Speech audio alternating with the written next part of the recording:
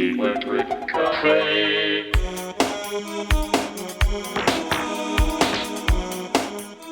Hey everybody, welcome back to Electric Cafe. In this video I'll be reviewing the 1991 album by REM called Out of Time.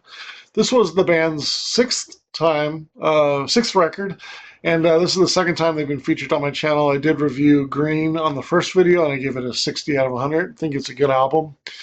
And if there was one band that kind of was the example of college alternative radio in the 80s in America, it was REM.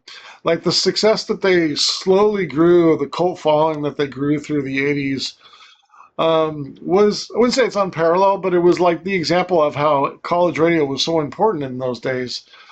And through Murmur and Reckoning, they just slowly built success with songs that I hear now and I'm like, oh, that was probably top 40, but they were so memorable and they were so good, but they still were very underground and only played on college radio. When you think of like Radio Free Europe or South Central Rain, and just the momentum was still building. And then Life's Rich Pageant and also Document.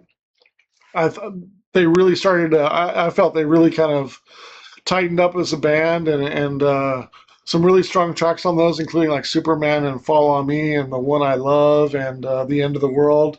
Just kind of became cult classic songs on alternative radio, but still fairly unknown. It wasn't until Green came out in the single called Stand did the band really take off. I think that hit in the top 20 or top 30, and even though that sounds kind of low for REM, like it was played on the radio a lot, on popular radio.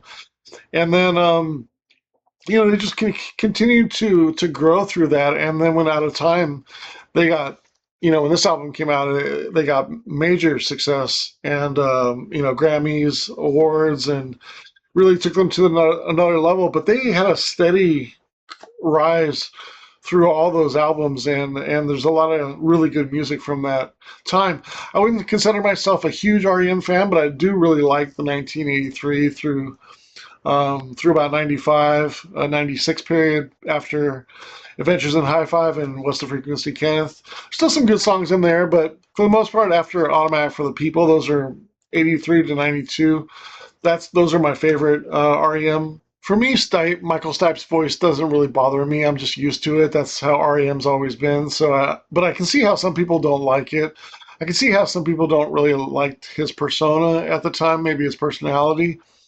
There you have some people on one hand that they appreciate when artists take a stance on something or use their platform to bring up a cause or this or that. Some people just want them to just play music and that's it. And both are fine. I mean, it depends on what they want to do, but there was definitely some people, if you didn't like REM, they were really disliking Michael Stipe because it was constantly, he was bringing political things in their face, or that MTV appearance, or was it Grammys, where he was changing his shirt every time, or talking about this particular non-music issue or not, or even Rock the Vote or whatever it was. Like, I could see how that kind of put off people on his music, but that was kind of, when you look back at his songs, like that was just part of a lot of his songs. They're very conscious towards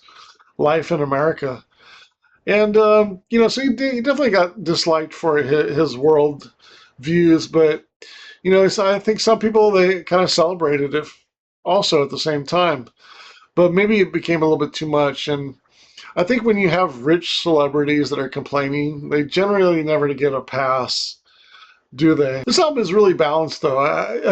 I think most people will say that this is one of their best albums, if not their best. I think if you're a casual fan like myself, I think you'll probably say this is the favorite. If you're a hardcore REM fan, you're probably gonna like one of the first 3 or 4 albums the best.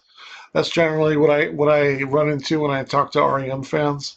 Going track by track through the album, it starts off with Radio Song, which I think has Dougie Fresh on it, in the background vocals on it. I think it's a clever song, but not necessarily one of my favorite on the album. I give it a 5 3/4 stars.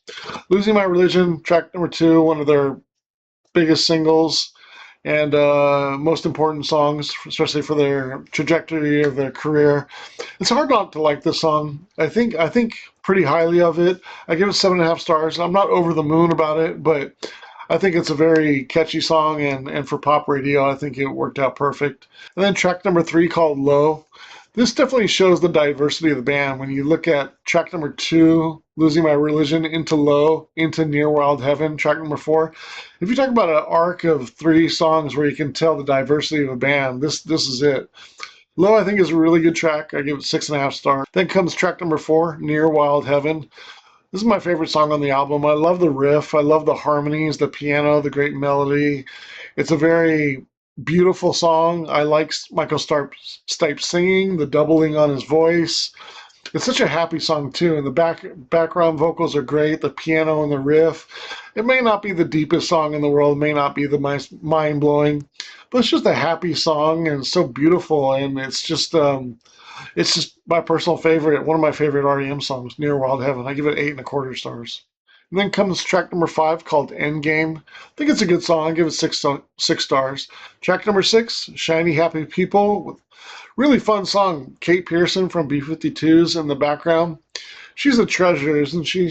I love when she sings background vocals on B-52s or Iggy Pop's Candy. She always does a good job singing background vocals. I really like her voice. I always really like Kate Pearson's voice. She has such a fun and energetic voice, and she can sing well. She hits like this certain tone where that tone that she hits, that I really like that. And I give that 7 out of 10 stars. I think it's a very good track. Belong, 6.25. Half a World Away, 7.5 stars. Really like that track as well. Texarkana, track number 9. Very, you can see becoming a very complete album with the last handful of tracks here. I really like this one particularly. Sounds like an earlier track in their career. And then track number 10, Country Feedback, 7.75 stars. My favorite song on the second half of the CD. In my opinion, it should have been the end of the album. Instead, track number 11 is kind of a lackluster ending in Me and Honey. I give that one 5.5 stars, but still a solid run in the last second half of the album where there's 4 songs above 7. So good solid second half of the album. But overall, the album, I think it's just a nice album to listen to. It's got some meaning. It's well balanced. It's well produced. It's got a lot of different ranging songs, from Shiny Happy People to Low to Near Wild Heaven to Losing My Religion to Country Feedback. It has a really good balance of all that REM does really well. And for that, I give it a few extra points and bump it up to a 76 out of 100. It's fun. It's a good sing-along album. It's gentle. It plays well as an album in a row, and it's just really enjoyable music. And yeah, that's my thoughts on REM's Out of Time, 76 out of 100. Really strong album. Probably going to be their best album when I get a chance to rate all of them. I'd love to know your thoughts about Out of Time by REM. And if there's an album that you'd like me to review in a future video, my email's down below. Just message me, and I'll get back to you. Thanks so much. We'll see you on the next video.